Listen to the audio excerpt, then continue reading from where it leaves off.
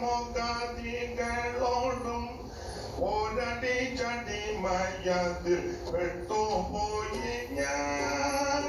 വൈദിക വിജയനോടും കായമുഖാതികളോടും ഒരടി ചടിമയത്തിൽ പെട്ടുപോയി ഞാൻ